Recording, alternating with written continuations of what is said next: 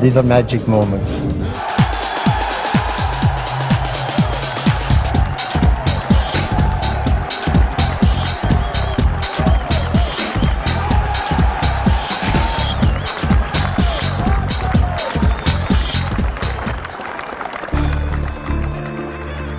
Under the shadow of the Rock of Cashel, in the heart of County Tipperary, lies the setting for a story of epic proportions.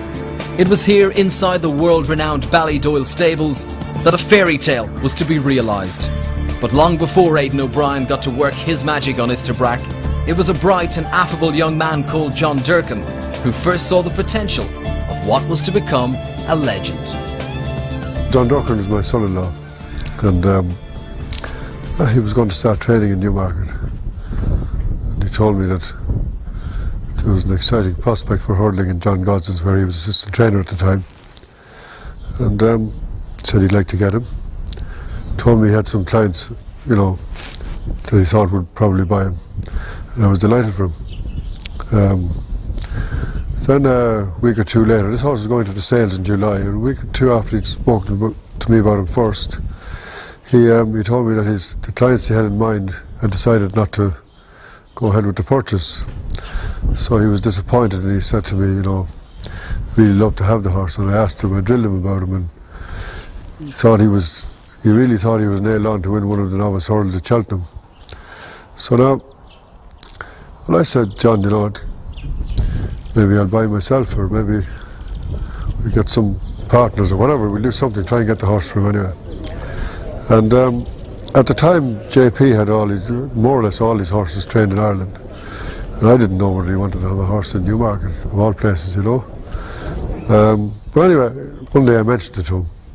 I said that there was this exciting horse, and if he'd like to have him. And he seemed interested, and we went ahead and bought him. So he went to the sales in July. And you know, the horse had plenty of faults. He wasn't a perfect specimen, but very active and full of quality, and knowing what we knew about him, we went ahead and bought him. But the adulation and accolades of the racing fraternity seemed very far away as a 3-year-old Istabraq, seen here in the blue and white colours of Sheikh Hamdan Al Maktoum, struggled in the company of modest handicappers in the unlikely setting of Ayr. But it's Boundary Express, the yellow cap on the outside of Istabraq, who runs the rail there, 4 clear of Clare's 1, and then with Clare's 1 is Eau de Cologne. From the back, Hotspur Street in blue and red starts to pick up. They've got about 300 yards to go. And Boundary Express, the yellow cap wide of Istabraq, who's rallying, coming down towards the final furlong. Istabraq goes into the lead again, a renewed challenge this, and Istabraq going on from Boundary Express. It's a big race for third, one for the places, Hotspur Street possibly, but Istabraq, the top way, is going to land this, and the gamble. Istabraq it is, plenary easy from Boundary Express. This, though, was to be a rare victory on the flat, and John Durkin was beginning to feel that Istabraq's future lay elsewhere. John, he worked with John Gosden at the time, and he worked closely with Istabraq, and he suggested him to Timmy Hyde, and Timmy Hyde relayed the message to me. At the time, Tim, or he still does, buys all my jumping horses, all my horses, period. And Tim told me that going to the sale that he had an order from John to buy 1 horse, that he was just confirming with me that I was aware of it. And he said, well, John thinks a bit of this horse. He said he's working with him and thinks he could be a real Son Alliance type horse, and that he had a lot of class. And so I thought about it for a while. I said, well, Timmy, perhaps if John would like to train the horse for me and he hasn't got somebody for the horse, you know, maybe you should try and buy him for me if you can. So thanks to Timmy Hyde and John Durkin, I'm the lucky owner. John had planned to train the horse in England. Then when he met with his illness, which we didn't know how serious it was at the time, Timmy kept the horse. He had him gelded there, and he was at Camas with Tim Hyde, and John suggested maybe that he should go into training. So we asked John who should look after him while he was getting treated, and look after him for John to train the following season. And he expressed a wish that he'd like Aidan O'Brien to train him. So I've got to thank him for that also. As John was recuperating in hospital, his wife Carol Hyde knew that although Aidan O'Brien had taken over the training duties, news of Istabraq's success was still something special for her husband. Even when John was in hospital when the horse won the Sun Alliance at Cheltenham, he just couldn't believe it. That, you know, he said it from the first day to Aidan when the horse went to Ballydoyle, that he believed the horse would win it at the Sun Alliance at Cheltenham. And the master of Ballydoyle could also see the quality of the horse he'd been given.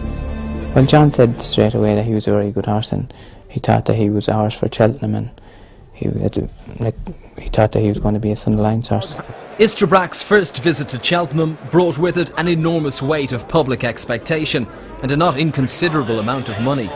All the attention would take its toll on his fragile temperament. Before the race he just got a little bit excited, he fretted a little bit. I think there was a false start and that got him more revved up. So Charlie dropped him right in and took his time on him.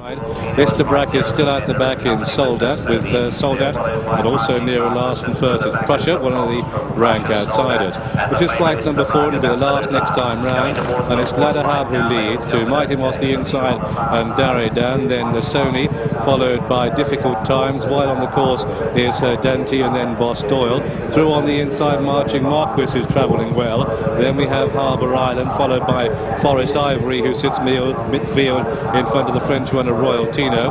But at this stage, still plumb last is the red-hot favourite Istabraq, and a lot of ground to make up. He's giving the leaders at this stage 20-length start as they swing left-handed and race away down the hill towards flight number 5.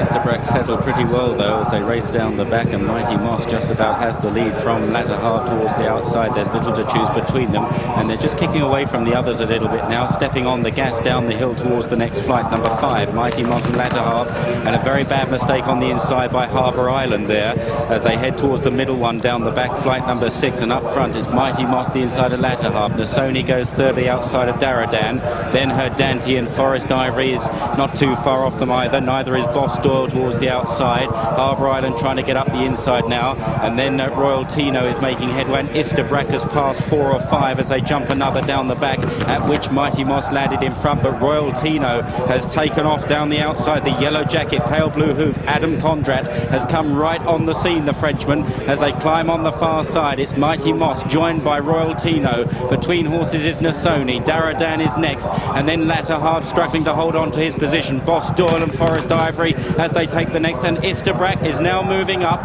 on the wide outside in about 6th or 7th place. Green and yellow hoops on the heels of the leading bunch has made good headway. Top of the hill, Mighty Moss from Nasoni, then Darredan, Royal Tino the outside. That's the leading 4.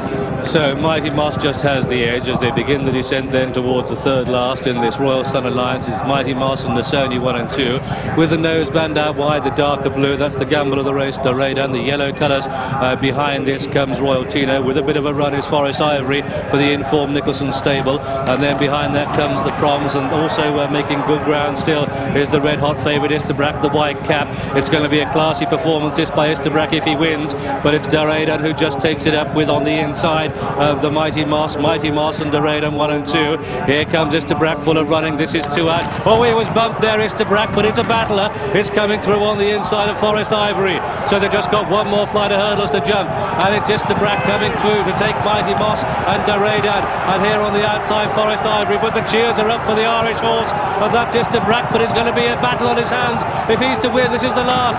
It's Istabraq who lights the field now, and it's Istabraq going on to Mighty Moss the far side. Darredan is putting in another renewed challenge, but it's the red hot favourite Istabraq battling up the field, but coming back at him is Mighty Moss and also Darredan. It's going to be very close, but Istabraq is going to take it at the line. Istabraq wins for Ireland. Charlie Swan knows it. Mighty Moss in second, Darredan third, but in fourth case Forest Ivory. Victory in the Royal and Sun Alliance was the realisation of a long-held dream for John Durkin. We can only imagine his delight as he listened to the race from his bed at the Sloan Kettering Hospital in New York.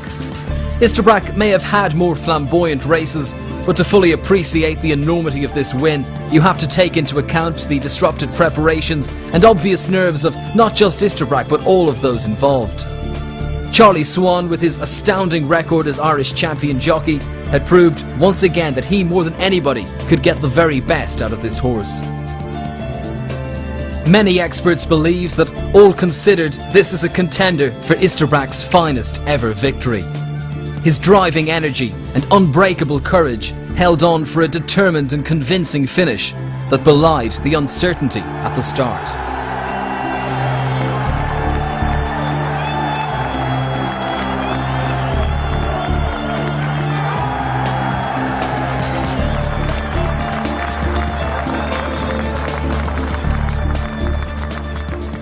He's a horse that obviously gets a little bit uptight and a bit sweaty. He was quite sweat and hot in the parade ring that day. We took him down to the start sort of nice and gently. I took him down nearly first, I think, down to the start. And he was fine once he was on his own, but the minute the other horses arrived, he got a bit buzzy and a bit uptight. And I can remember when we lined up at the tape, it was sort of a false start.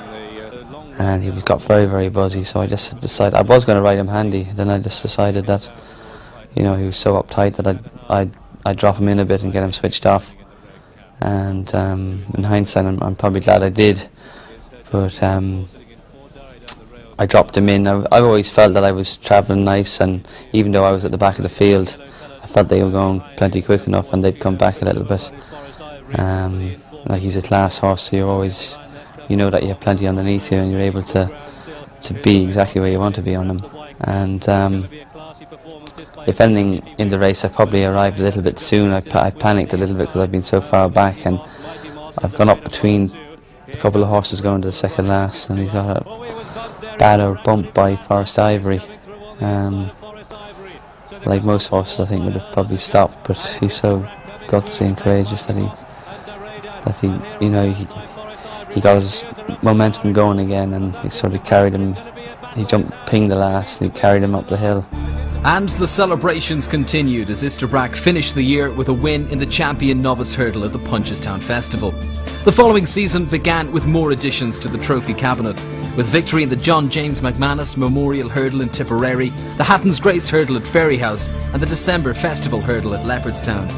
As Istabraq continued to go from strength to strength, tragedy was to strike, as just days before the AIG Champion Hurdle, John Durkin finally succumbed to leukemia and was buried just 24 hours before the race. It was an emotional day at Leopardstown as Charlie Swan, wearing a black armband as a mark of respect, rode Istabraq in his final outing before the Cheltenham Festival. But Istabraq is fifth, and then Cockney Lad, and finally Noble Tyne. Tightly grouped as they begin to turn off the back. A long run to the second last. Punting Pete taken on by Theatre World. His song going well, about 2.5 lengths back in third. Then the favourite Istabraq 4. Not complaining but is 5. Cockney Lad and Noble Tyne. Still closely grouped, about 6 lengths covering them as they pass the half-mile marker, and Theatre World on the outside of Punting Pete. Istabraq closes right up now on the outside. His song still going easily, not complaining but right on their heels with Cockney Lad and also Noble Tyne, all in contention down to the second last. Istabraq's widest of all. His song is alongside him. Cockney Lad's got through on the inside. Then not complaining but Punting Pete's dropped away, and so is Theatre World as they run the turn into the straight, and it's Istabraq on the outside of his song. Cockney Lad, last year's winner, is on the rail, and as they've levelled out to the final flight, Istabraq and Charlie Swan have it from his song. Richard Hughes in second, about half a length between them. Noble Tyne putting in a big run in third. Cockney Lad is 4 down to the final flight. Istabraq lobbing his song close in second, and third place is Noble Tyne at the last. Istabraq from his song on the far side, and then Noble Tyne and racing into the closing stages as Istabraq having to be rousted. His song running a cracking race on the far side. The novices, they race up towards the line. Istabraq ridden out, gaining the upper hand, but a big run from his song as they go to the line. Istabraq wins it in the end by about 1.5 lengths. The AIG that year, Aidan kept telling me that he hadn't trained the horse fully, like he kept a lot up his sleeve yet, you know, that he was only sort of 80%, and he will come on an awful lot for the run.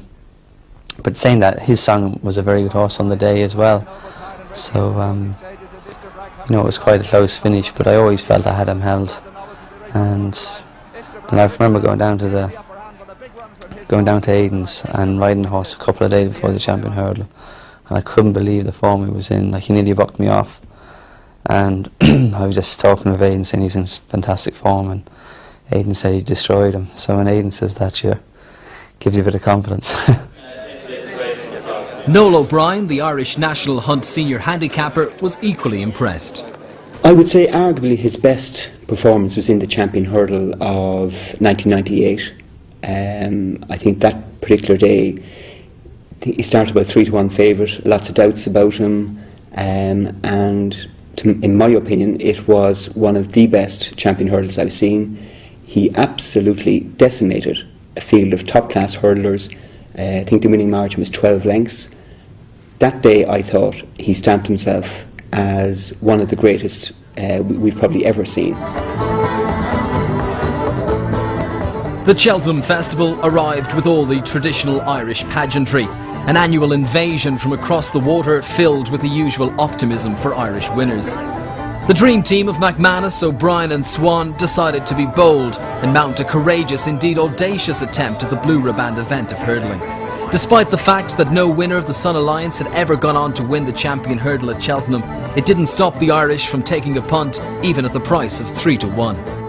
They're a long walk before they come down towards the second flight of hurdles, and it's Istabraq, I'm supposing, and the grey on the right, Lady Daisy 1, 2 and 3. Dato Star sits 4, Shooting Light 5, Red Blazer wide 6, Morello with that 1, 7, Karawi the inside, followed by Mr. Get, and San Martino and Rel Keel midfield, followed by Cadogold. Bellator, Pripwell's made up the ground on the outside. Behind these comes Graphic Equalizer with Grimes at the back of the pack as they cross the second flight of hurdles, which they all took safely. And Lady Daisy gains the day the inside, the mare's moment of glory, by 3 parts of the length to I'm supposing. Then sitting in third is Grimes, Dato Star, Morello, Karawi, Rel Keel, Shooting Light, Red Blazer, San Martino, Shadow Leader, Pridwell, Cadogold, Bellator, Graphic Equalizer, Mr. Get really outpaced, and Theatre World, and at the back of the pack is Grimes. Continuing the uphill climb, then go to freewheel shortly, time to take a breath, and it's Lady Daisy leading in the Smurfit Champion hurdle. 2 I'm supposing and Dato Star and Grimes, they've kicked about 3 clear. Istabraq is in 4th, and they've kicked about 3 clear of Morello and Rel Keel, and then Karawi, Shadow Leader, followed by Shooting Light, and Pridwell making ground on the outside. The front 4 are going off at a great gallop here. Lady Daisy the first to rise over flight number 3 from I'm supposing and Istabraq and Dato Star. Those are the leading 4, and they've got a good 3 or 4 lengths clear of the others as they head towards the next flight. The others are headed then by right there Morello with Shadow Leader making ground on the inside. Out wide is Pridwell after that slow start. Karawi is struggling to hold his position. Cadu Gold sneaking up the inside. Rel Keel is well poised. San Martino niggled as they rise over the next, and a mistake there by Dato Star in the yellow colours when in 4th place. Up front, I'm supposing, pulling Richard Dunwoodie's arms out on the outside of Lady Daisy. The favourites well poised. In 3rd, Istabraq, followed by Morello. Dato Star trying to get back into it after that mistake from Pridwell out wide. These are followed by Shadow Leader, who's made good headway. The flight at the top of the hill, and there Lady Daisy walk, and Dato Star right down on his hind legs there, and that surely cost him any chance. And it's I'm supposing in front from Istabraq. Lady Daisy in 3rd, Shadow Leader moving well, then Pridwell and Cadu Gold. I'm supposing 2 lengths clear of Istabraq, top of the hill in the Smurfit Champion hurdle. And the moment of freewheeling as they come down towards the second line. Look on the white cap, that's Istabraq travelling well. The dark colours of the yellow sleeves is Shadow Leader. The yellow jacket with the blue and black check sleeves, Pridwell. Then behind these, Cadogold picks up Rel Keel with a bit of a run. Graphic Equalizer, that was 2 out, and there comes Theatre World, who was placed last year. They've got 2 more flights of hurdles to take, and the champion Istabraq is surely for him now. He's gone too clear of I'm supposing, but Shadow Leader, who shows such a devastating turn of foot the outside, is in 3rd place. Here we are, 2 out. It's Istabraq clear by 2 to I'm supposing Shadow Leader, and then comes Pridwell, and these 4 are about 8 lengths clear of the next Theatre World. Cadogold, Bellator staying on, but it looks to be all over as Istabraq makes the final return in the Smurfit Champion hurdle, and Irish eyes are smiling because JP McManus, unbeaten this season. Istabraq takes the last flight of hurdles, and That is cleared by 10 to 12 lengths. A faller at the final flight with Shadow Leader. It brought down Bellator, but they're toiling in the wake as they race up towards the line, because the champion hurdle this year, the Smurfit champion hurdle, goes to the Irish on St Patrick's Day. It's Istabraq and Charlie Swan who win. It's going to be an Irish 1-2. Because Theatre World comes through for second, Antiphasion third, Bridwell 4, Ferrari, Vistan-Get, and then behind that one shooting. Charlie Swan, what a horse! What a horse! Aidan O'Brien was right. He told me he destroyed him, and he did. You know, he's some trainer. And a dream come true with all the connections and all the story behind this horse. I mean, this is for John Durkin. While the Irish celebrated a famous St Patrick's Day victory, Charlie Swan's emotion was plain to see. It was less than 2 months since John Durkin's death. How he in particular would have enjoyed this memorable victory. Would he have believed just how far this horse had come? He sort of feels so unhappy for John that he's not there to see the horse fulfilling his dream of what he thought originally. It's just an incredible feeling. It's just a fantastic horse. Many believed that a novice over 2.5 miles wouldn't have the necessary cruising speed over the shorter distance to handle the most challenging gradient in national hunt racing. But Aidan O'Brien had proved them all wrong. He was very well up to the champion hurdle. Everyone was very confident with him, very confident about him at home, and he was very well. His training had went well, and we always thought that he had plenty of class and that he would get the trip well, and we felt that he was in good shape that day. Charlie gave him a great ride on the day, and we discussed before what way he was going to be ridden, and JP always felt that he had loads of speed, and when Charlie said go on him, he put a lot of distance between them very quick. You know, every time he wins, you think of John and you think how lucky we are to be here today celebrating the victory or being at the sports. And it serves as a reminder of, you know, how fortunate we are, really. And the winning jockey, Charlie Swan. The future looked bright, but would the champion be able to produce the goods once again in what was to be his last race of the season, the Martel Aintree Hurdle? It was a very muddling race. We jumped off and they went no gallop, and I should have either done one or the other, either lobbed along in front or dropped him out last. And I should have dropped him out last. We didn't jump that well because we were running a bit keen, and he was letting fly at his hurdles and landing on, you know, suddenly he landed on top of some of them. When we got to race and whatever, I've arrived upsides Pridwell and jumped the last. He's gone to win his race, and he just got very tired. The last fur on the ground was so heavy. I just walked. It wasn't, I mean, not taking anything away from Pridwell. Everybody said that he was tough and he was this and that, but it was more, Istabraq was just tired. He had like he was after winning the champion and coming back, and he did empty because he was after running too free. A new season was to bring new challenges, with victory once again in the John James Memorial Hurdle, the Hatton's Grace Hurdle and the December Festival Hurdle. There was also to be new challengers, none more so than the imposing prospect of French Holly, who had won the 1998 Sun Alliance. The meeting of Istabraq and French Holly was eagerly anticipated by the racing public.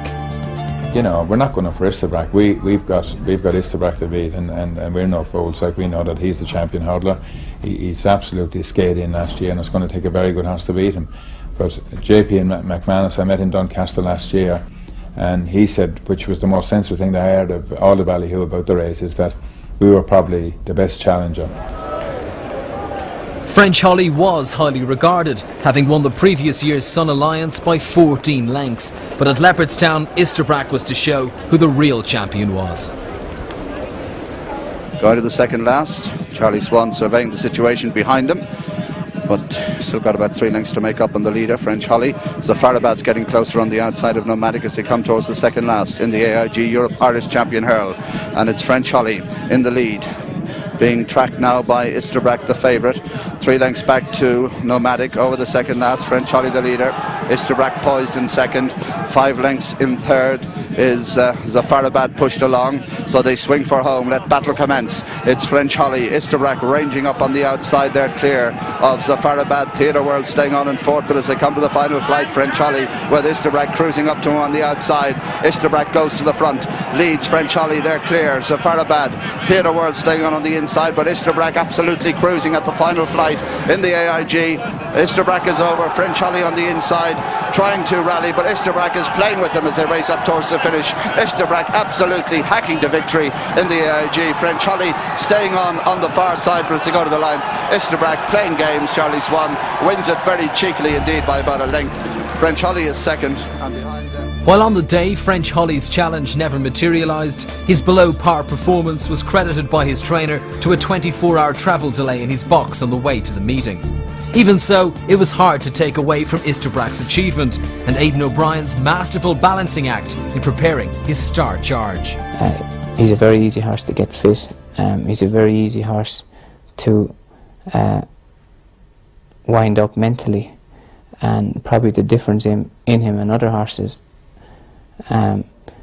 is that through the year usually he's physically fit, but mentally he's asleep. But when you wake him up mentally, he won't last too long, because his mental state will self-destruct his body if he gets fit, if you have it all together too quick.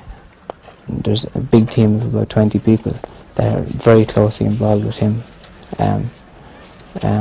all the way up along, like every single day that he goes back into the box is a big sigh of relief for the lads here.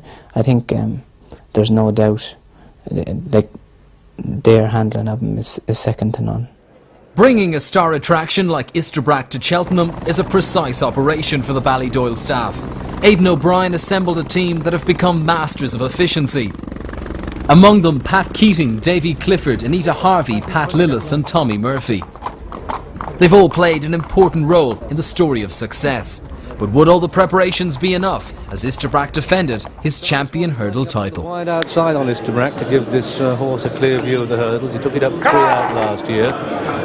On their way, an upgrade a little bit slow to go, and Blowing Wind slow to go, and Theatre World sits out the back, it normally does. The pace is on, they're at the first of 8 flights in the Smurfit Champion hurdle, and on the inside it's a Grey Shot, Midnight Legend out wide, City Hall and Nomadic as they make this giant stride towards flight 2.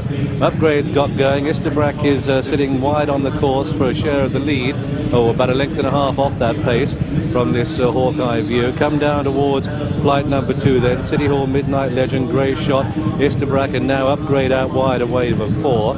French Holly is shadowing Istabraq. They're going 1 and 2 already into a midfield position. Then Nomadic.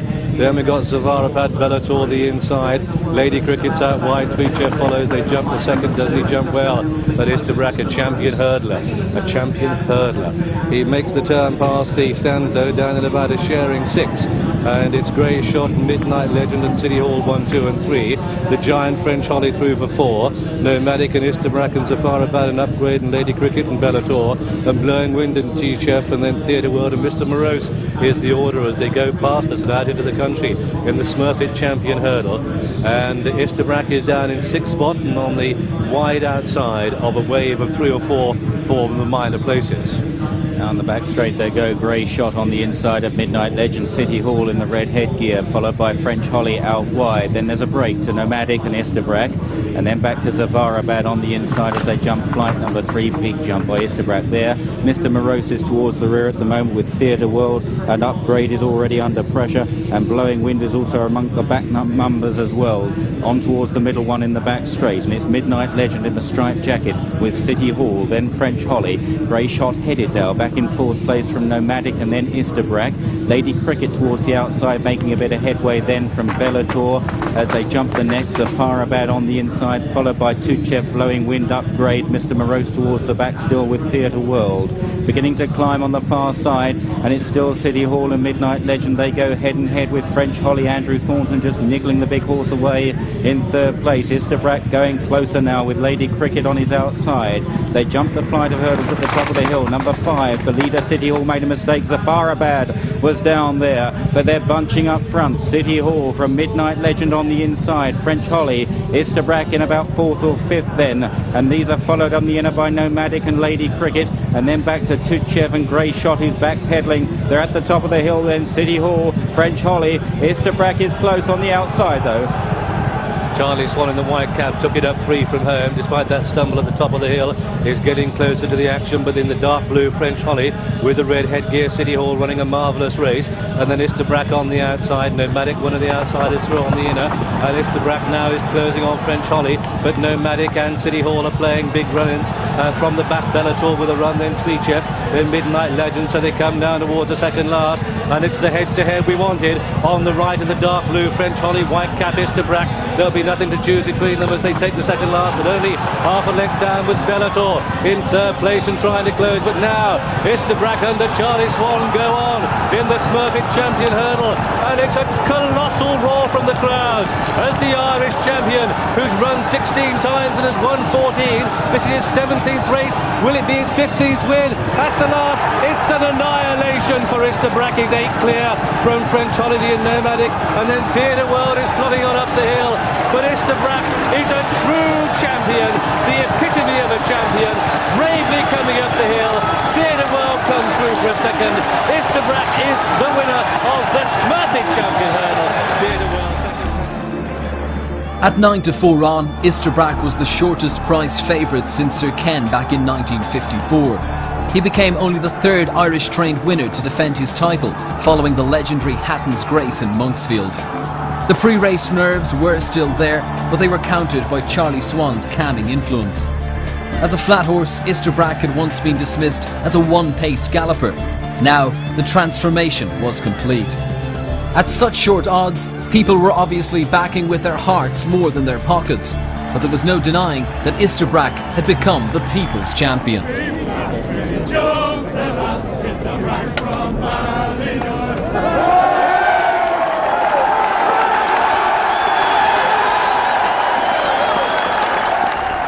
Even so, there were still doubters who questioned Istabraq's standing among the greatest ever hurdlers. Were we witnessing a unique phenomenon, or was Istabraq just lucky to be around at a time when the opposition was weak? Either way, there was no questioning Istabraq's dominance. With back-to-back victories at Cheltenham, he was making the champion hurdle all his own.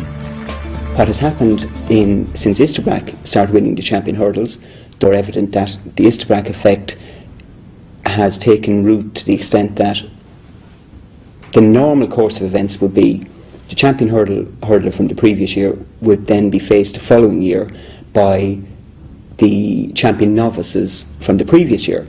What has happened since Istabraq started winning the champion hurdles, those horses have actually gone chasing, and connections are giving Istabraq a major compliment, because they're saying there's no point in taking him on. So they're going chasing probably a year or two earlier than they might have done. That's when you start saying he hasn't beaten much. He's beaten everything that's been put in front of him in all the major races. I think he has. You have to look at Istabraq in totality of his performances. He's not a horse who is necessarily always 100% for his prep races. And even though there are times that can go against the connections when they're preparing a horse, I think for the major races he has done everything that was asked of him, and all you can judge a horse in is what's put in front of him, and he's beaten them all. Tybo in second, then comes Beacon Light, then Sea Pigeon. While Istabraq is the modern hero, Monksfield was the last Irish horse to defend his champion hurdle crown. It was fresh ground for the day, and the races run before were running very close to the inside rail, and I decided I'd stay out all the way, and I practically made it on very wide on good ground, which he loved, and he carried me all the way and found a little bit then at the end. He wasn't going too bad under me. I hadn't really gone for him, and he was very tough, and I knew he'd find a fair bit. Sea Pigeon jumps it in the lead from Monksfield on the near side. It's Monksfield on the near side, Sea Pigeon on the far side. There's nothing between them as they race up the hill. It's Monksfield on the near side, Sea Pigeon on the far side. Monksfield is just surging ahead. He's going to win it. Monksfield wins it from Sea Pigeon. Monksfield wins the champion hurdle from Sea Pigeon second. The difference between them was that one year it would be one of them, the next year it would be the next. They were a high-class, a very high-class group of hurdlers, but they were interchangeable almost. Whereas, in the case of Istabraq, nothing emerged to challenge him in such a way, and anything that did emerge was very quickly beaten. And I suppose if you look at the likes of, say, a French Holly, who was a very impressive novice in his year, widely regarded as the horse to beat Istabraq. He came over to Leopardstown for the Christmas race, and I mean, Charlie, he was beaten. He treated him with disdain, and continued to advertise that in the Champion Hurdle in March. I think when you're looking at Istabraq, you have always got to take into account that he doesn't always necessarily beat them by 15 or 20 lengths, but it is the manner of his wins. I mean, this is a horse who stamps himself on races, and he just dominates. Again, the domination continued in that season's Martel Aintree Hurdle, and again at the expense of French Holly.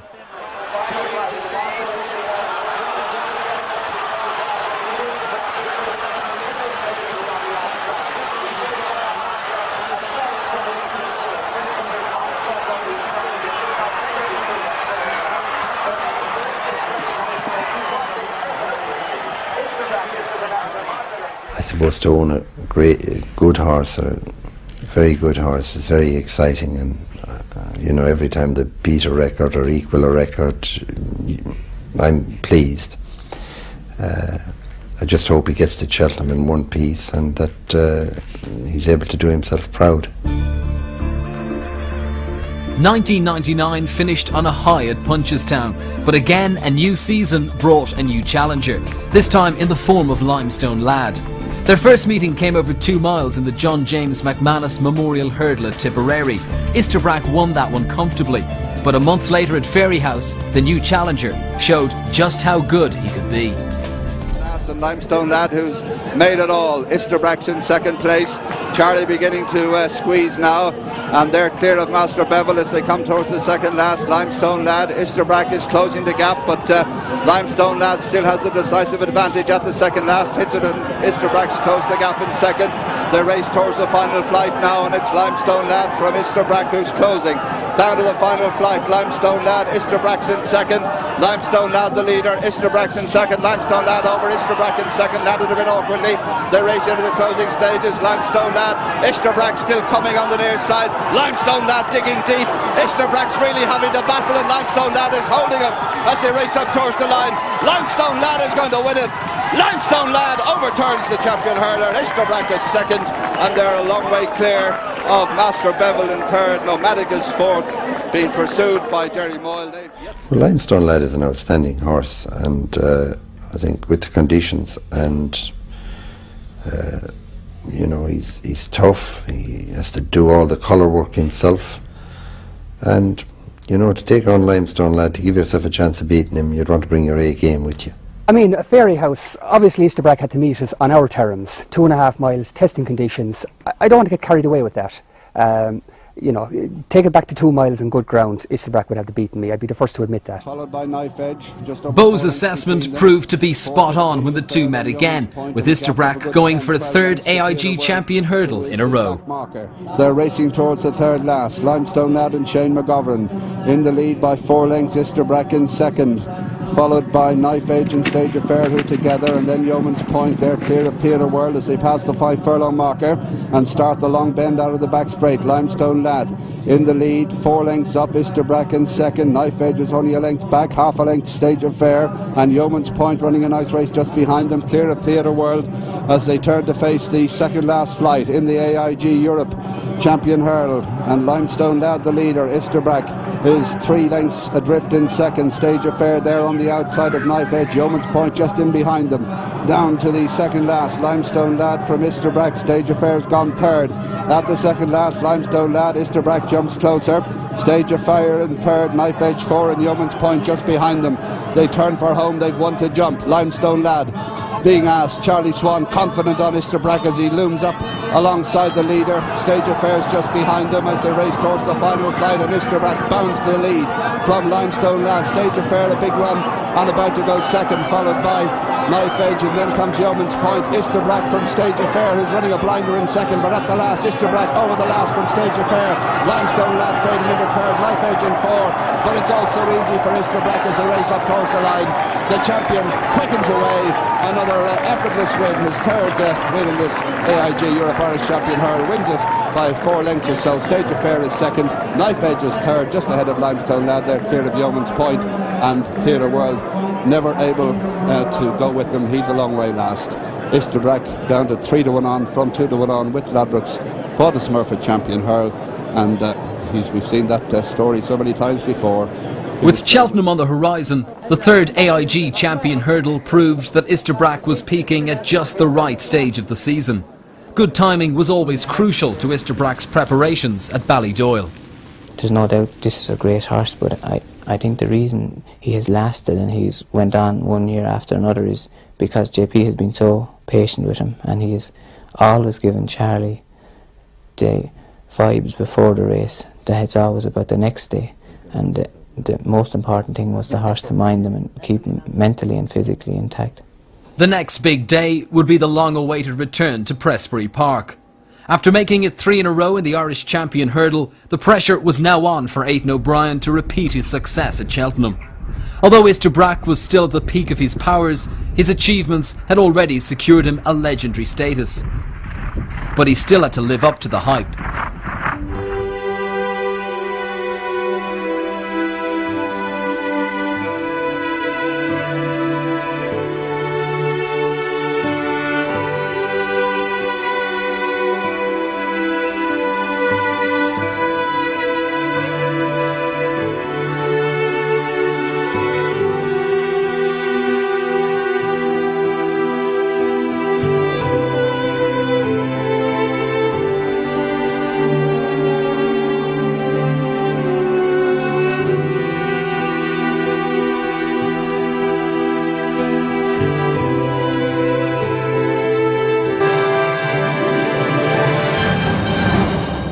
Good morning. Dramatic events overnight here at Cheltenham, and with the Champion Hurdle still just over 6 hours away, we still don't know whether or not Istabraq will run and be able to defend his crown. When he got here last night, he got a bloody nose in his stable, so let's get the very latest news from Aidan O'Brien's travelling head lad, Pat Keating. Horse is fine, he had a good night, he ate up and seems fine this morning, no problems. And when will you expect a decision to be made about whether he runs? Aidan will be here this morning around 10:30. Decision will be made then. And if you were a betting man, you'd bet on him running or not? Horse is fine, that's all I can say. He had a good night anyway. And obviously when a horse has blood in the nose, it's usually a disaster. It's usually curtains when it happens. So it was a big decision. Like, that we knew that he had been brought along slowly, and we'd done everything we could, and we knew that he was well, and we also felt that we couldn't deprive him of the chance of being one of the greats by not running him. So it was a big risk we took, and only for the horse was so good, and I think he just showed how good he was on the day. The morning of the race, and still no definite word on whether Istabraq would be fit enough to take part. A no-show would be a disaster for the punters, not to mention the sponsors. The uncertainty took its toll on the bookies. There were still some big bets being placed on the favourite, though interestingly, none of them from the owner. JP McManus was taking a big enough gamble in just sending his horse to the starting post. On another day, another race, the doubt over Istabraq's fitness would almost certainly have resulted on him being brought straight back to Ballydoyle. But this was the one he'd been waiting for 12 months. This was the Champion Hurdle at Cheltenham. Jump away, Balasola very reluctant to go with them as they race to the first flight. Alca International and Blue Royal, Stage of Fair, Caterino on the far side make a stand nearest to us, comes through to blaze the trail, and Balasola trails by 30 lengths or more behind the nearest horse, and that one is Theatre World, who was also a bit slow away. Make a stand then, the 1997 winner of this race, blazing the trail towards flight number 2, having been off the track for over 1,000 days and already building up a huge lead in the hands of Richard Johnson. From Alca International in second, Stage of Fair and then Blue Royal. Caterino on the inside of the leader takes the second. Istabraq is tucked away on the inside of Mr. Percy next from All La Loire.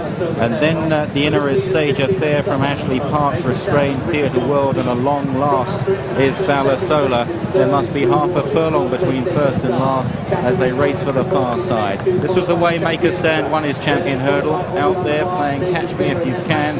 It's just a question if after this long break with leg trouble he can possibly keep it up this time. Make a Stand clear of in second Alca International, then Blue Royal, Dato Star in 4, 5 is Caterino, followed by Mr. Percy a couple of lengths to Istabraq, then All La Loire, Stage of Fair, Ashley Park, 5 or 6 lengths Theatre World, and 25 Balasola. Over the first down the back, the leader over fluently, Make a Stand, the others following, and all jump well. Theatre World was a bit ponderous towards the rear as they continue on towards the next. Flight number 4, Make a Stand, continues with this huge lead over Caterino, Blue Royal, then Alca International, Dato Star on the outside, Istabraq cutting every corner right up the inside then of Mr. Percy as they rise over the next. Another good jump by Make a Stand. Caterino takes it just in second place. Slight mistake by Stage of Fair, back in the field. They climb now towards flight number 5 in the Smurfit Champion Hurdle, and it's Make a Stand by 15 lengths to Caterino in second. Blue Royal is third, then Dato Star on the outside. Mr. Percy is next, then Istabraq on the inner of Alca International as they clear the flight going uphill, and Dato Star jumped that one very slowly and is now being driven along by Lorcan Wire as they reach the top of the hill. Make a Stand has come back to the pack. Last year's Triumph winner Caterino goes up sides, goes past him now. Make a Stand given a livener. Blue Royal moving well, then Mr. Percy. Istabraq cruising on the inside into 5th place now as they start down the hill under Charlie Swan, as then Mr. Percy races well. All La Loire on the outside, the light blue jacket, followed by Dato Star, and Ashley Park is running on from the rear with Stage of Fair. This is 3 out, at which it was Caterino just from Blue Royal. Istabraq on the inside, then Mr. Percy. All La Loire coming out well behind them. Ashley Park still staying on down towards the second last flight. Blue Royal takes over from Caterino. The Henderson horses 1 and 2, but they're queuing up to mount challenges. Istabraq on the inside goes third, then All La Loire, Stage of Fair running on behind these, then Dato Star from Mr. Percy. Blue Royal, but Istabraq quickens up smartly on the inside and is poised to challenge. All La Loire back in third, then Caterino and Stage of Fair. Here comes Istabraq on the inside of Blue Royal. Ashley Park running on the outside of All La Loire, but Istabraq strikes the front with just his favourite hill to climb. Blue Royal second, then Ashley Park and All La Loire, and Istabraq's going on to win his third Smurfit Champion Hurdle. 4 festival wins running for Istabraq in the champion, a champion of champions. All La Loire and Blue Royal, it was tight for second and third. Then Ashley Park, a fine run, followed home by Stage of Fair and Dato. The inside berth round this bend just is worth so much. Blue Royal ran his heart out, the ground just right for him. He's a big, strong, galloping sort of, as Nicky Ender said, you'll see next year back at the Arkle. But every time you want a big jump out of Istabraq, he comes up with the goods for you. And this is the 4th time we've seen him do this up this hill, gets his head down, and he's a real runner and a true champion.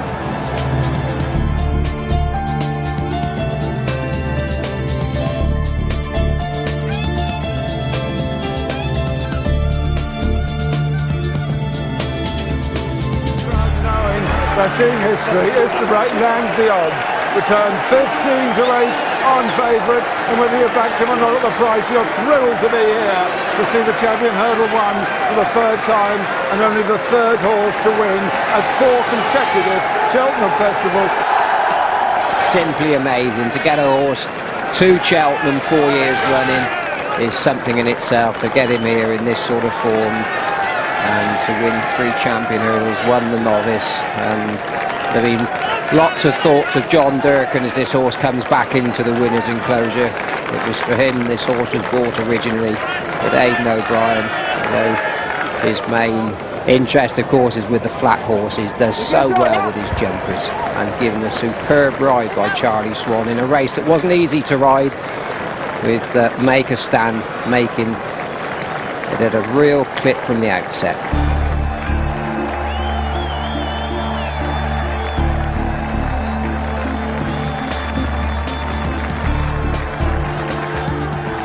A day that had started with such uncertainty had finished with the oh-so-familiar sight of Charlie Swan joyously entering the winner's enclosure.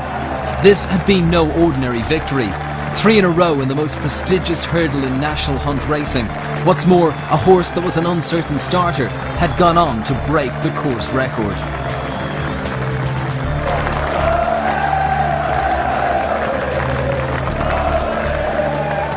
Once again, Istabraq had defied the odds, confirming his place among the elite of champions. Charlie Swan had again shown that his coolness increases in a crisis, and once more the Irish crowd at Cheltenham could celebrate.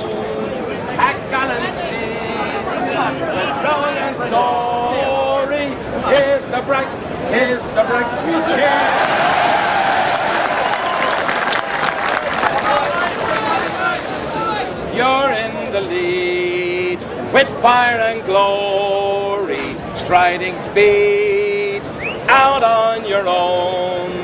A gallant steed of song and story. Everybody, Istabraq, Istabraq, we'll cheer you home. Hey!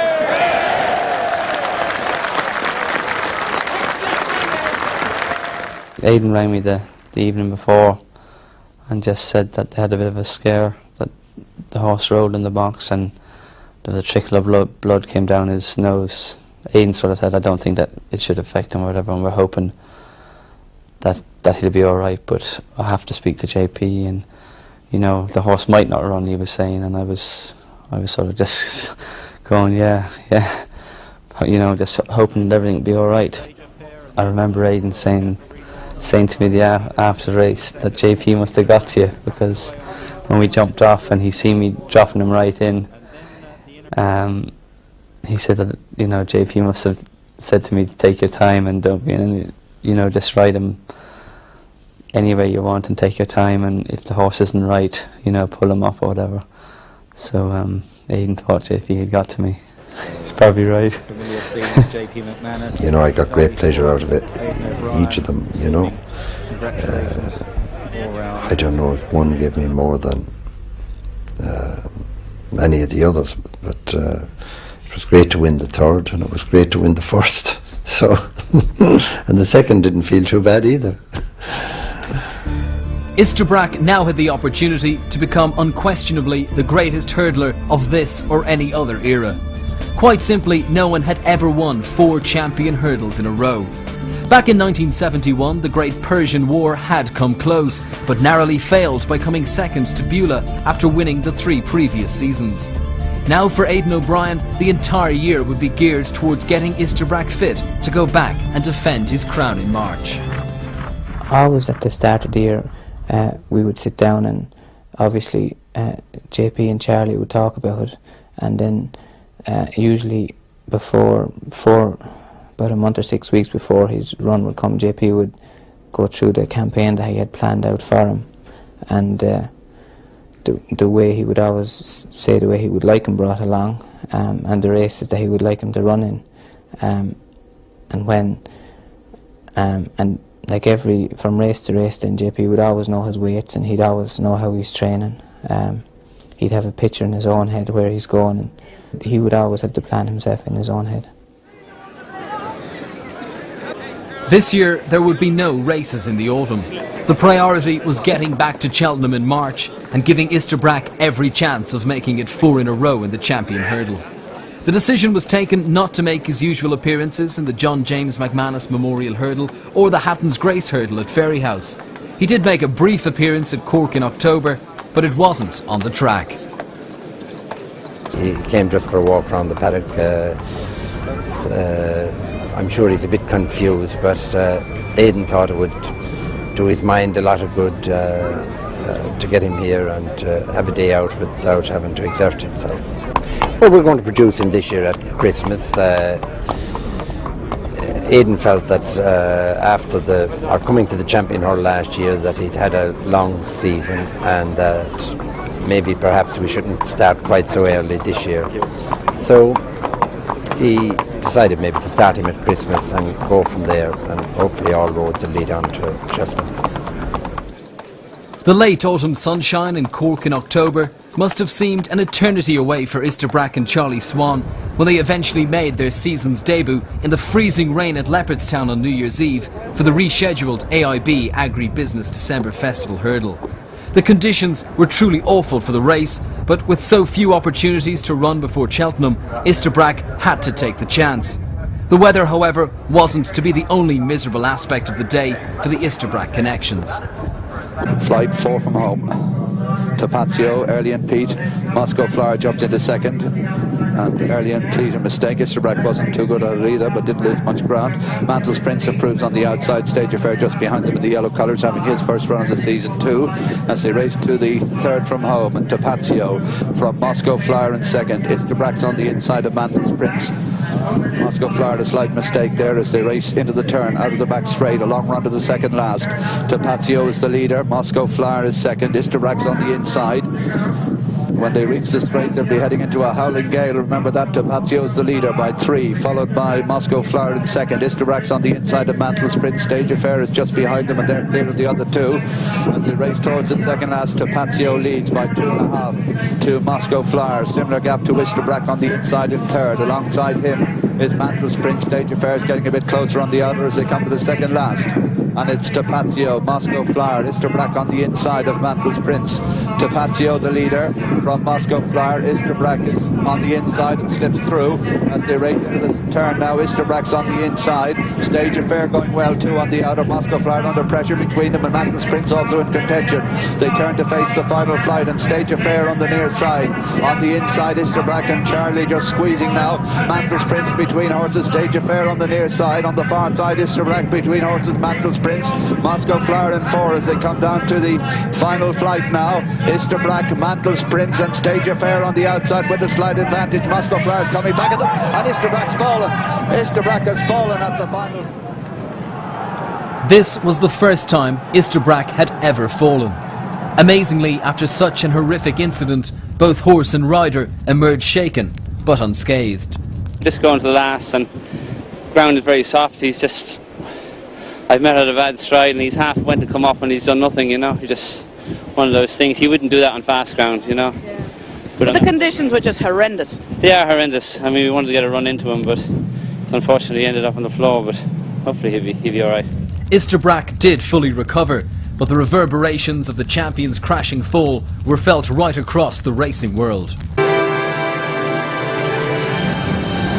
They look after this horse with such intensity, and yet it must pull him about to have a bound to pull him about. You know, he's obviously got a bit of a quirky temperament, and I don't think the fall will make a blind bit of difference to him. He's got loads of confidence, but it won't have done him a great amount of good. But you can see the situation. He's a hero in Ireland. You turn up to the races, you want to run, and part of it is the goodwill of the team. Yes. Because they know that people are there, they want to see this horse run, they've been waiting for a long time, and you think, oh well, it's all going to be all right. And you think he's last year, the same horses, he absolutely walked all over him, admittedly on decent ground. And so in the back of your mind you think, he's going to travel well, he's going to have to push him out hands and heels from the last. And of course it didn't pan out that way. The horse was well ready in Leopardstown.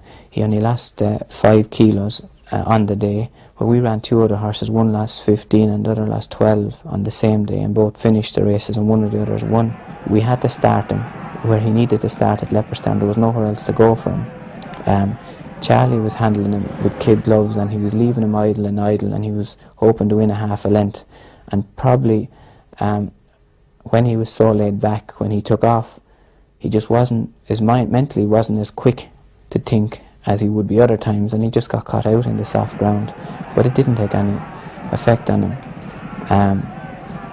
And after the race, JP said he thought it would be a good thing to give him a few pops, and we did, and he jumped great, and Charlie said it was a great idea because he went down and had a look, and he remembered the fall, which was important, that he wouldn't remember going to the first in the champion hurdle.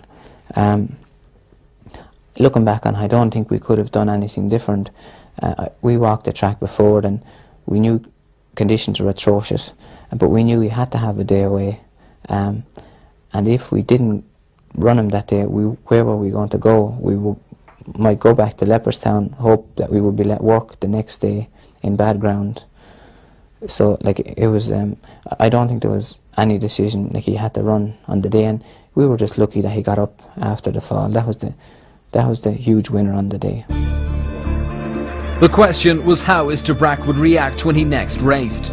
They say the mark of a true champion is one that can come back and win after a setback. A month later, Istabraq was back in Leopardstown for the AIG Champion Hurdle. The build-up contained nervous moments for each member of the Istabraq team. JP McManus was concerned that Istabraq's confidence could have taken a dent, but those in attendance were of no doubt of his ability.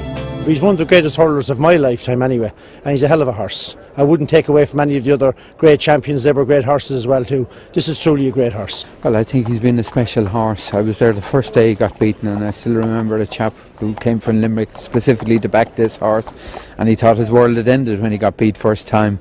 By Paddy Mullen's horse in Punchestown, but ever since it's been win, win, win, with the odd hiccup. But I mean, a horse that wins 21 of his 25 races. Okay, the last day he fell, but sure, it was bound to come sooner or later. It's a jumping game, really. But I mean, he's been an immense horse. I think he's the horse that lifted the game onto a different plateau. It's made the big people come in and play.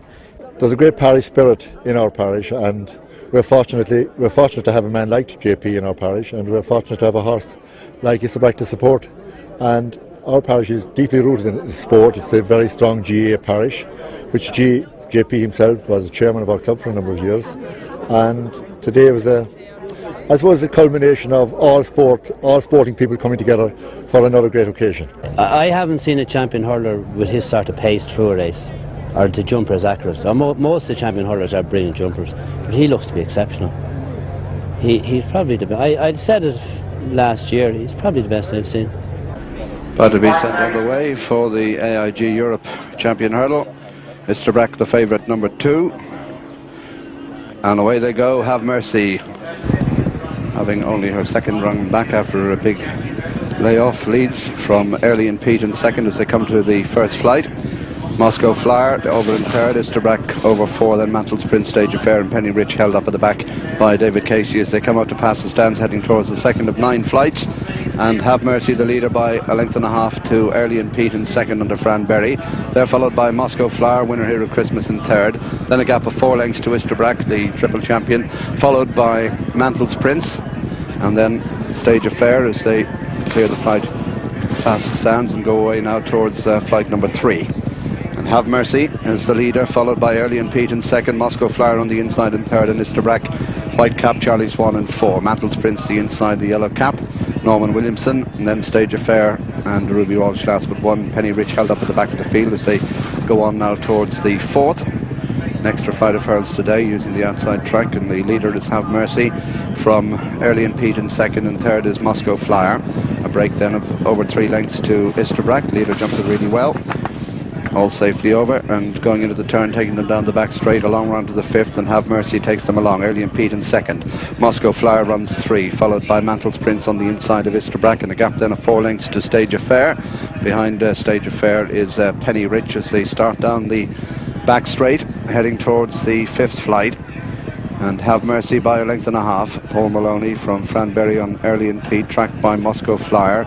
Gap of about 3 lengths to Istabraq, who's 3/4 of a length in front of Mantle's Prince, and then a 2.5 length break to Stage Affair, followed by Penny Rich.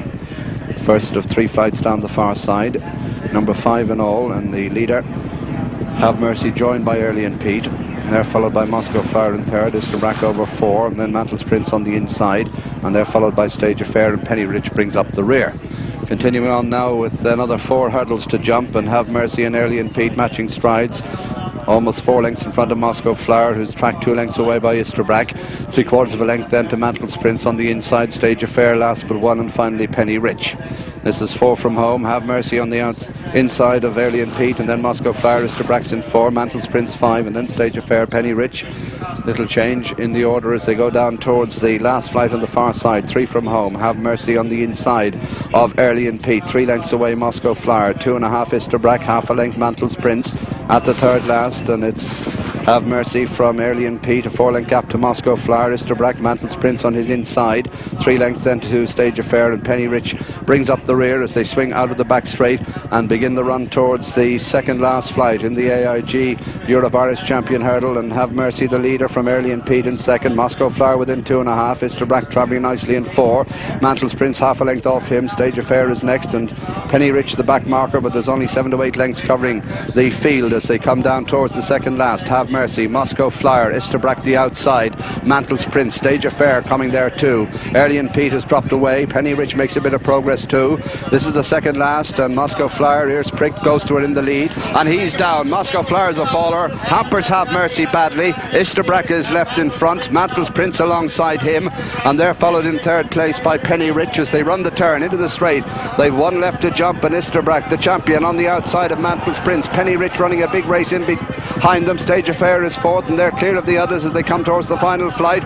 And Istabraq lobbing in the lead. Charlie Swan glances over his shoulder. Mantles Prince switched out from the rail in second. Penny Rich in third as they come to the final flight. This is where he fell last time. Super jump this time by Istabraq. Mantles Prince in second. Penny Rich drifting in third, and Stage Affair 4. But Istabraq is going to win this in a canter as they go up to the line. Big reception from the crowd. The champion's back in business. Serious business too. Istabraq, Charlie Swan romped to victory, and got a quote of 2 to 1 on from evens from Ladbrokes for the Smurfit champion hurl. A very, very smooth performance indeed by Istabraq had clearly shown that he had suffered no ill effects from the fall in December. Any worries that he would be nervous over hurdles proved unfounded as he danced his way to an unprecedented 4th AIG champion hurdle victory. Back to his best, it looked all systems go for yet another assault on Cheltenham. But that was in the future. For now, JP McManus was just happy that Istabraq was returning home unharmed. Well, I've been nervous for the last few weeks, you know, but anytime this horse runs, I'm always nervous beforehand. And I'm just pleased the way everything went so well. With Cheltenham fast approaching, things looked like they could only get better for Istabraq and co. The People's Champion was once again inspiring confidence in his fans. Great horse. You have to prove himself today now, being he's a champion. He's a true champion. He won in style today. It's great to see Istabraq winning again, and there's a big group of us together. We all came on a organised coach trip from Limerick, and we're having a fabulous day. But with best laid plans just about to come to fruition, fate was to intervene again, this time in the cruelest possible way. An outbreak of foot and mouth disease in the UK resulted in the Irish Minister for Agriculture banning all Irish horses from travelling abroad. This epidemic eventually resulted in the cancellation of the Cheltenham Festival for the first time in its history. In Ireland, all race meetings were cancelled, and even the movement of horses was restricted for 2 months. On the resumption of racing action in the Republic, and with all hopes of Cheltenham gone for this year, it was decided to give Istabraq a last run of the season before the summer break. The chance arose in the rescheduled Shell Champion Hurdle at Leopardstown in April. And as they run the turn, Moscow Flower, the big nose band, Istabraq travelling nicely on the outside. Charlie looking between his legs to see if he can see Colonel Jaeger as they race towards the final flight now. Istabraq on the near side. On the inside is Moscow Flower, the first to come under pressure there, clear of Colonel Jaeger and Mantles Prince, but Istabraq beginning to open up now, coming to the final flight. Istabraq the leader. He's over and he's fallen again. Istabraq is down, he's fallen. Istabraq is down. Unbelievably, it was the very same fence at the very same course that Istabraq had fallen at in December. This time the fall was more shocking, but such is his strength and resilience that once again Istabraq survived without serious injury.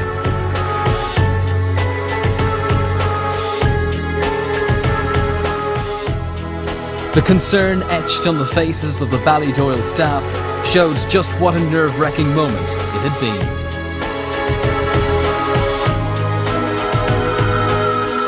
Despite falling, Aidan O'Brien is in no doubt that Istabraq is still the greatest ever. This is a super horse, there's no doubt he's a...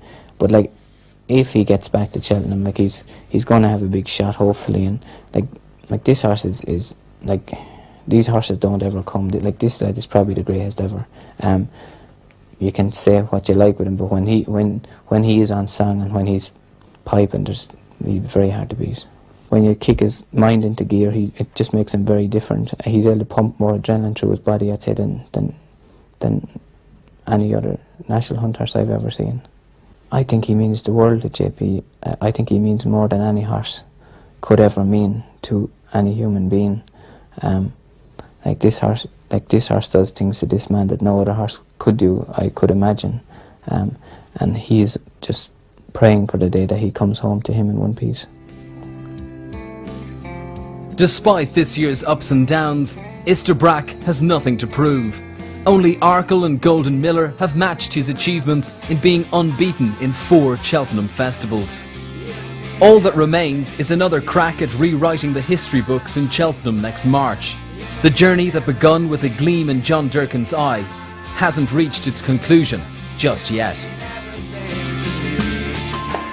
Istabraq's journey to the 2002 Cheltenham Festival for an attempt at a record-breaking 4th champion hurdle begins on a cold, brisk December day at Leopardstown. Aidan O'Brien was optimistic about his charge's chances in the Tote December Festival hurdle, saying Istabraq was not yet 100% race fit. As Charlie Swan and Istabraq are led from the parade ring by Anita Harvey and Pat Keating, a few of Istabraq's legion of fans are there to wish him well. Istabraq, Charlie Swan right there on the outside. Rostropovich and Penny Rich, they're tightly grouped now as they race towards the home turn, and Bust Out hits the front from Istabraq in second. Penny Rich has moved into third. Rounding the bend now, taking them into the straight and on the run towards the final flight. It is Bust Out who's in the lead for Barry Geraghty. 2 lengths in front of Istabraq, who's coming up towards the outside. A couple of lengths to Penny Rich in third. On the run now to the final flight, and Istabraq and Charlie Swan on the near side of Bust Out and Barry Geraghty. They're over the last. Not much between them. Bust Out and Istabraq on the near side. They're neck and neck inside the last 200 yards. And Istabraq on the near side from Bust Out, who's putting up a tremendous battle on the inside. But Istabraq wins the... Many felt that Istabraq had made hard work out of beating Bust Out to the line. Others felt that once again Istabraq had only made as much effort as was required on the day. Istabraq's jumping was fluent enough, but a blunder at the third last when he stepped on a hurdle worried his connections. In the following days, an announcement was made that took the racing world by surprise. Istabraq's next race would be the champion hurdle at Cheltenham.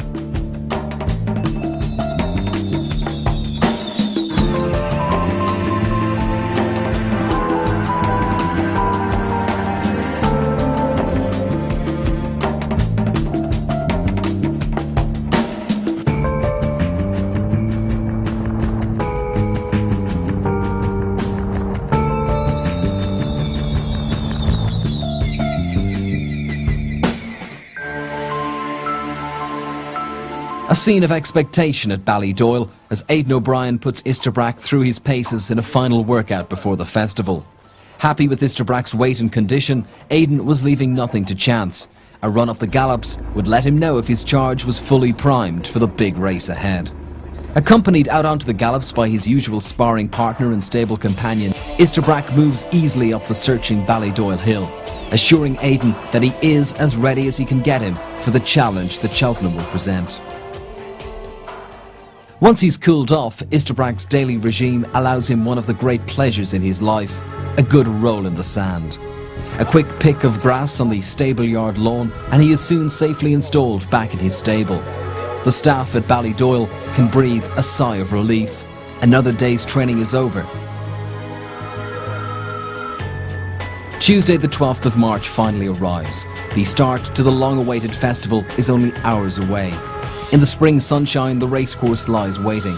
All the preparations are coming to an end as the ground staff make a final tour of inspection, ensuring they are familiar with the ground on every part of the track. The going is officially good, as a test with the stick confirms. I believe Istabraq will go off favourite. There'll be 50,000 walking in here.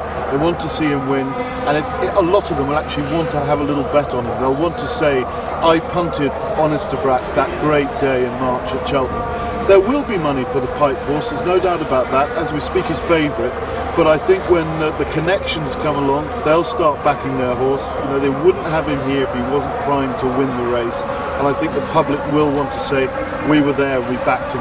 We backed him at 3 to 1. There was always a bit of money for Istabraq until he ran at Christmas. I think people felt that his one performance this year was slightly under par. Perhaps a bit unfairly, because I think some shrewd observers think he had a bit in hand that day, and Charlie Swan was perhaps a little bit too cosy in winning that day.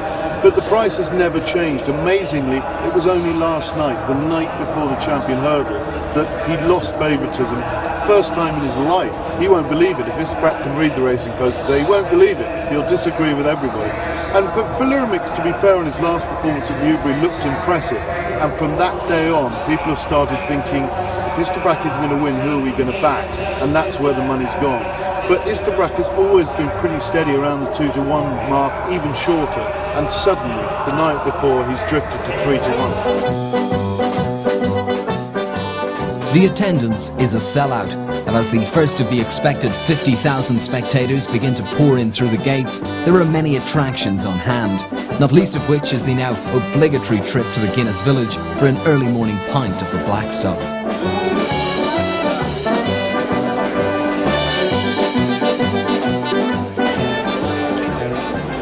I think he's the best horse ever in the world, and I think he's going to race home today.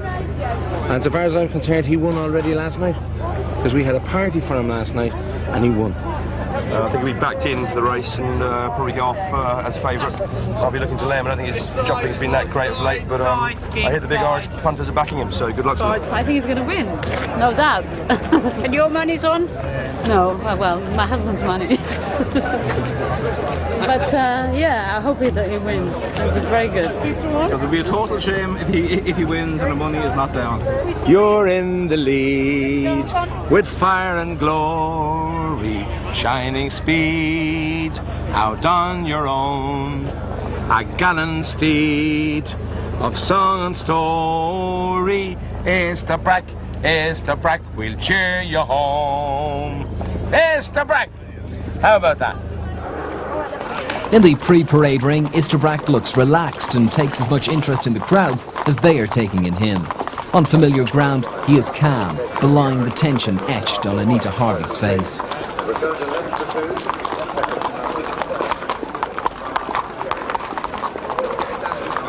Once saddled up, Istabraq is led to the parade ring, followed by a smiling JP, accompanied by his daughter Sue-Ann. The former GAA star Pat Hartigan and trainer Christy Roach are also in attendance. I'd hope, to be quite honest, that he's going to run a serious race, and if I don't win, I hope he does. I really do, you know. Villirmix is a good horse, but I think my heart says Istabraq. Oh, we just have to listen to the rumours in feathers. He obviously has his problems, you know, but he's here, so Aidan obviously thinks he's in very good form. And he's the one they have to be. Oh, I think it's a marvellous achievement to see him here today, I think, and to see him hopefully finish in the first 3 would be magic. I think it's a lot to ask for him to come back at this age and be at his very best. I think he could win today's race if he was at his best, but even O'Brien, you know, can't turn back the years. And my gut feeling is he's got it all to do, and I wouldn't be that optimistic.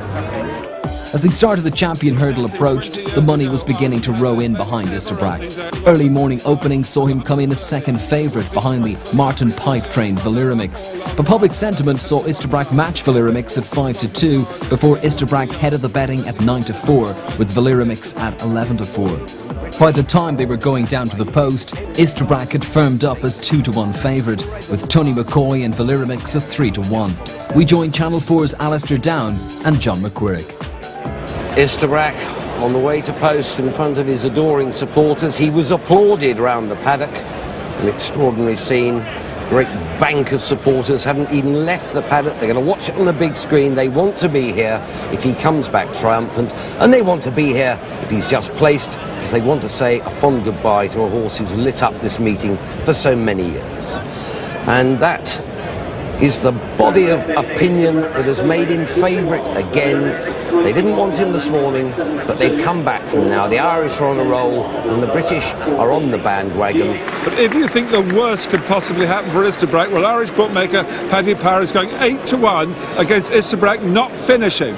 Now imagine if he's going badly, Charlie Swan won't persevere with the old warrior. Could that be, looking at the very negative side, be a possible bet at 8-1, Istabraq not to complete the course? Come on! And away they go then for the eagerly awaited Smurfit Champion Hurdle.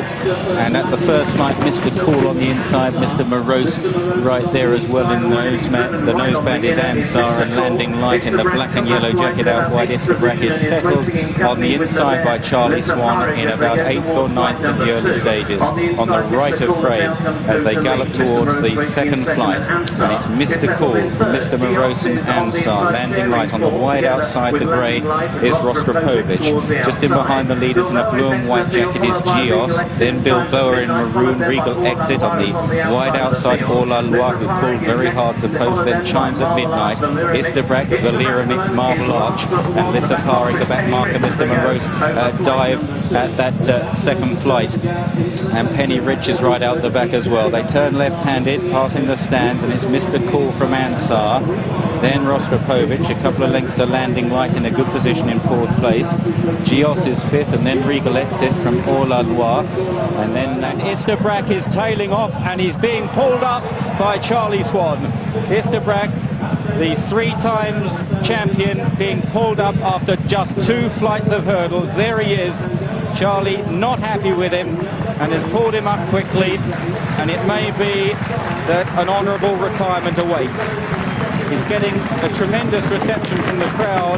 Run round the final turn, and All La Loire makes his bid for glory. Second to Istabraq last time. He's kicked 3 lengths clear of Gios. Marble Arch is running on as well. The final fight, All La Loire and Dean Gallagher.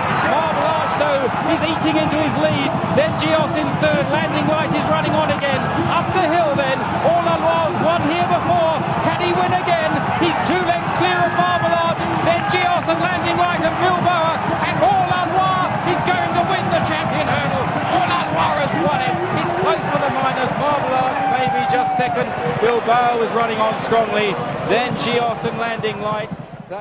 As Istabraq is led back past the packed stands, Aidan takes a good look at his injured charge.